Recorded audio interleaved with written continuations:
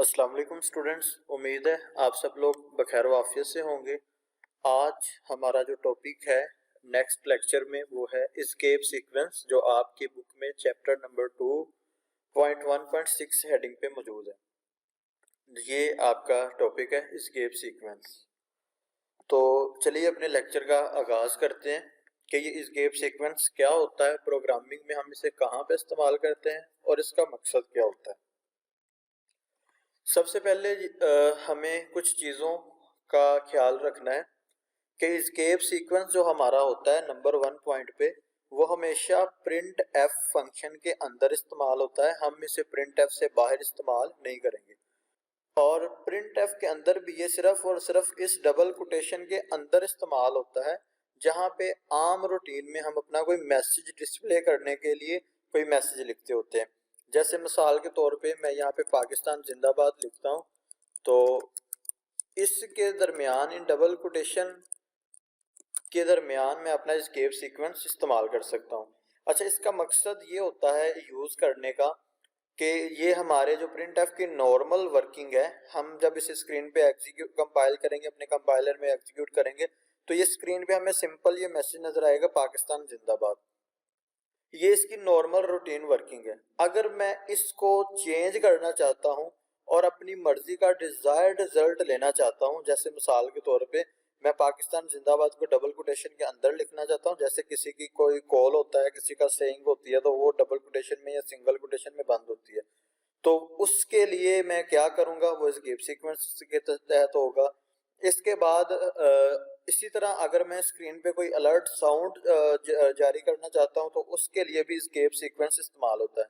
तो जो चीज़ें आपने याद रखनी है, सबसे पहले प्रिंट एफ के अंदर डबल कोटेशन के अंदर हमारा एस्केप सीक्वेंस इस्तेमाल होता है। और दूसरे नंबर पर ये क्या काम करता है, यह प्रिंट एफ के नॉर्मल वर्किंग को फोर्सली चेंज करने के लिए इस्तेमाल होता है। अब हम इस लेक्चर में आगे बढ़ते हैं कि इसे इस्तेमाल कैसे करते हैं। तो हम प्रिंट एफ के अंदर अपने मैसेज में जहां पे डबल कोटेशन के अंदर इसे इस्तेमाल करने लग चाहते हैं, वहां पे हमने सबसे पहले तो बैक स्लैश ये जो सिंबल है इसे लगाना है।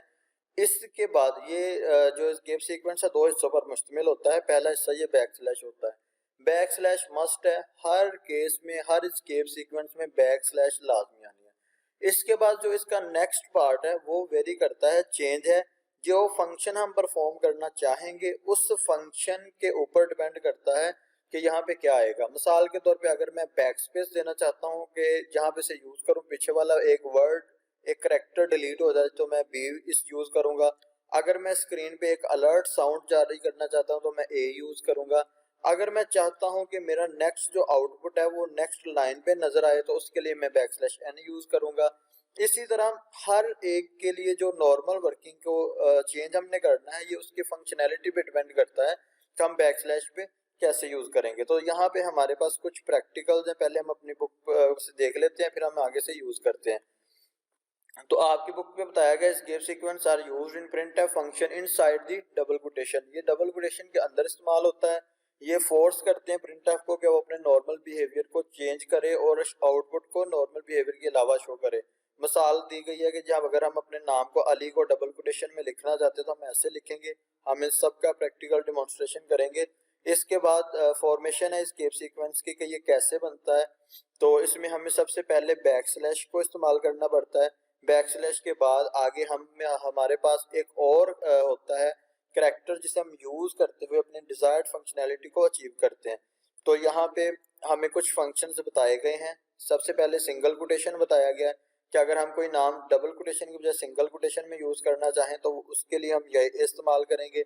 और अगर हम डबल कोटेशन में लिखना चाहते हैं, हम ऊपर बढ़ चुके हैं। अगर हम बैक स्लैश स्क्रीन पे डिस्प्ले करवाना चाहते हैं तो उसके लिए हम ये डबल बैक स्लैश इस्तेमाल करेंगे। अलर्ट साउंड के लिए ए, रिमूव करने के लिए प्रीवियस करैक्टर हम बी यूज करेंगे। नेक्स्ट लाइन पे जाने के लिए हम एन यूज करेंगे।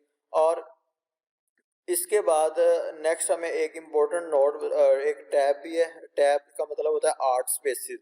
तो अगर हमने अपने आउटपुट के दरमियान आर्ट स्पेसिस शो करनी है तो वो मैं यहाँ पे टैब की मदद से करूंगा। तो ये हम सबको प्रैक्टिकल करेंगे। तो ये मैंने आपका टाइम वेस्ट होने से बचाने के लिए ये एक प्रोग्राम बना के रखा हुआ है। ये एक सिंपल सा प्रोग्राम है जिसमें मैंने डिस्प्ले किया my name is Saqlain Ahmad.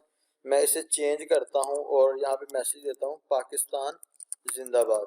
तो ये मेरे पास सबसे पहले जी नॉर्मल वर्किंग है कि प्रिंट एफ हमारा नॉर्मल बिहेवियर में कैसे रिजल्ट देता है, तो ये आप सबको पता है। तो ये है मेरे पास, ये आ गया पाकिस्तान जिंदाबाद। और कंफ्यूज नहीं होना कि लास्ट टाइम हमने एक गेट ch पढ़ा था, गेट करेक्टर इको, तो वो यहाँ पे हमने यूज नहीं किया, तो इसके बावजूद ये हमसे कह रहा है कि कोई की प्रेस करो फिर ये एग्जिट होगा। तो ये हमारे कंपाइलर की पे डिपेंड करता है। लास्ट में मैंने आपको बताया था कि कंपाइलर की क्या किस वजह से, ये कंपाइलर की वजह से होता है। तो इसके बाद ये मेरा नॉर्मल मैसेज है पाकिस्तान जिंदाबाद। अब मैं इसे चेंज करता हूँ। सबसे पहले हम प्रैक्टिस करते हैं अपने नाम को सिंगल कोटेशन में लिखने के लिए। तो उसके लिए हम सबसे पहले क्या यूज करेंगे, सबसे पहले हमने यूज करना है बैकस्लैश, फिर सिंगल कोटेशन। इसके बाद फिर मैं बैक, जहाँ पे सिंगल कोटेशन हमने क्लोज करनी है वहां पे भी हम इसी तरह बैकस्लैश और सिंगल कोटेशन यूज करेंगे। अब मैं इसे कंपाइल एंड रन करूंगा तो आप लोग स्क्रीन पे देखेंगे कि ये मुझे मेरा मैसेज सिंगल कोटेशन के अंदर नजर आ रहा है। अगर डबल कोटेशन है तो वो भी आप इसी तरह, यहाँ पे सिंगल कोटेशन है उसकी जगह पे डबल कोटेशन लगाएंगे तो आपको डबल कोटेशन नजर आ जाएगी। इसके बाद एक और चीज की हम प्रैक्टिस करने वाले हैं, वो है हमारे पास नेक्स्ट लाइन की। अच्छा ये देखिएगा, ये स्टेटमेंट टर्मिनेटर भी इस्तेमाल हुआ है, इसके बावजूद मैं जब नेक्स्ट लाइन पे कोई आउटपुट लेके जाना चाहूँ, ये पाकिस्तान जिंदाबाद है, एक मैंने स्टेटमेंट टर्मिनेटर जो हमने लास्ट लेक्चर में पढ़ा था वो पर यूज किया, लाइन टर्मिनेट हो गई, मैंने नए दूसरी आउटपुट जो है वो दूसरे प्रिंट में लिखी है। इसके बावजूद जब मैं अपने प्रोग्राम को कंपाइल करके रन करूंगा तो मुझे एक सिंगल लाइन पे दोनों मैसेज नजर आ रहे हैं। तो अगर मैं ये चाहता हूं कि ये मुझे नेक्स्ट लाइन पे नजर आए तो उसके लिए मैं क्या करूंगा, अपने एस्केप सीक्वेंस बैकस्लैश एन को यूज करूंगा। तो हमें फर्स्ट लाइन में जिससे आगे वाली लाइन हम नीचे वाले लाइन पे लेकर जानी है वहां पे बैकस्लैश एन को यूज करना पड़ता है, जैसे मैंने यहाँ पे यूज किया। अब मैं इसे कंपाइल एंड रन करूंगा तो आप लोग देखेंगे कि ये मेरे पास जो है वो नेक्स्ट लाइन पे आ गया अगला आउटपुट। इसके बाद जो अगली चीज हमने प्रैक्टिस करनी है वो है टैब बैकस्लैश टी। तो बैकस्लैश टी के लिए मैं क्या करूंगा जी, यहाँ पे बैकस्लैश टी यूज किया है। तो अब आप देखिएगा पाकिस्तान और जिंदाबाद के दरमियान जो डिस्टेंस है वो काफी ज्यादा इंक्रीज हो जाएगा। और नीचे वाले आउटपुट इससे नीचे देखने के लिए मैं यहाँ पे एन को अभी कंटिन्यू ही रखता हूँ। कंपाइल एंड रन किया तो आप लोग देखें ये मेरे पास आउटपुट में पाकिस्तान और जिंदाबाद में 8 स्पेसेस का डिस्टेंस आ गया और नीचे वाला एज इट इज है जैसे हमने लिखा था। इसके बाद एक लास्ट चीज जिसकी हमने प्रैक्टिस करनी है वो है हमारी बीप अलर्ट साउंड। उसके लिए हम ए यूज करते हैं, तो मैं यहाँ पे एक मैसेज को रिमूव करता हूँ और इसकी जगह पे ए यूज करता हूँ। अब मैं जब इसे कंपाइल एंड रन करता हूँ तो ये आपने सुना होगा कि आपको एक अलर्ट साउंड आई है। तो अगर आपको अलर्ट साउंड नहीं आई तो हो सकता है ये हमारा जिसमें मैं रिकॉर्डिंग कर रहा हूँ उसमें कोई इशू हो, लेकिन यहाँ पे एक अलर्ट साउंड जनरेट हुई है। आप खुद इसका डिमॉन्स्ट्रेशन प्रैक्टिस कर सकते हैं जस्ट एक सिंपल बैकस्लैश ए यूज करके। अच्छा इसके बाद हमारे पास कोई रह तो नहीं गया प्रैक्टिकल वाला, हम इसमें से देख लें। ये न्यू लाइन भी हो गया, बैकस्लैश एक रह गया वो भी मैं आपको करवा देता हूँ। बैकस्लैश मेरे पास है जी बी, बैकस्लैश बी मैं यहाँ पे एक मैसेज लिखता हूँ पाकिस्तान जिंदाबाद। अब मैं जिंदाबाद का जो डी है उसे रिमूव करना चाहता हूँ तो उससे मैं ये बी लिखूंगा बैकस्लैश बी। अब इसे कंपाइल एंड रन करूंगा तो ये मुझे जिंदाबाद का जो, ये देखें जिंदाबाद बी ए नजर आ रहा है, बी ए डी नजर नहीं आ रहा और नीचे वाले आउटपुट में पूरा लिखा हुआ है और एन यूज नहीं किया गया तो वो हमें वैसे ही नजर आ रहा है। तो वैसे ये प्रैक्टिकल इतना इस्तेमाल नहीं होता क्योंकि जिससे हमने रिमूव करना होता है हम उसे ये वैसे यहाँ से खुद ही रिमूव कर देते हैं। तो ये हमारी आज का प्रैक्टिकल्स है जो हमने इस टॉपिक में कवर किया।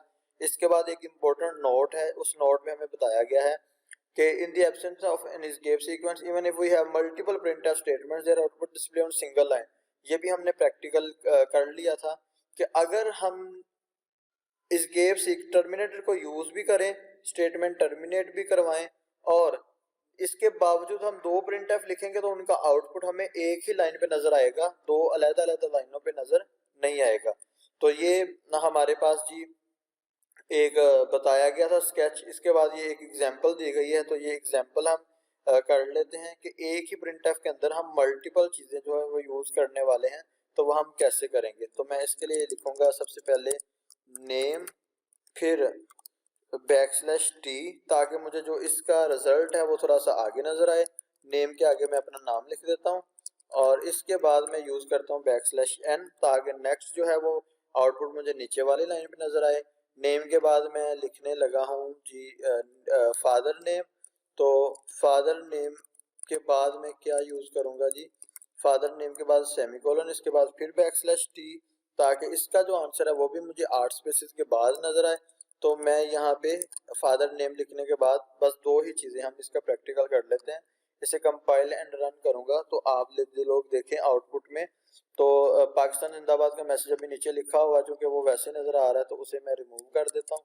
अब मैं इसे यहाँ से कंपाइल एंड रन करता हूँ तो आप लोग देखिएगा, ये देखें name Saqlain Ahmad, father name Rahmat Ali. तो ये यहाँ पे भी 8 स्पेसेस हैं, यहाँ पे भी 8 स्पेसेस हैं, लेकिन इसमें और इसमें अभी भी सिमिलैरिटी नहीं है। मैं इसे बिल्कुल इसके बराबर करना चाहता हूँ, तो मैं अपने पहले टी के साथ एक और टी यूज कर लेता हूँ। अब आप देखिएगा कि ये कितना डिस्टेंस इनका चेंज हुआ है। ये देखें, अब ये देखें, ये बिल्कुल एक लेवल पे हो गया, क्योंकि इसमें 16 स्पेसिस का डिस्टेंस है और इसमें 8 स्पेसिस है। क्योंकि ये फादर नेम के स्पेल ज्यादा होते हैं और खाली नेम के स्पेल कम है, तो इसी वजह से ये इशू आ रहा था। तो आपका अगर कोई क्वेश्चन है इस पूरे टॉपिक के हवाले से, एस्केप सीक्वेंस के हवाले से, तो आप कमेंट सेक्शन में वो क्वेश्चन पूछ सकते हैं।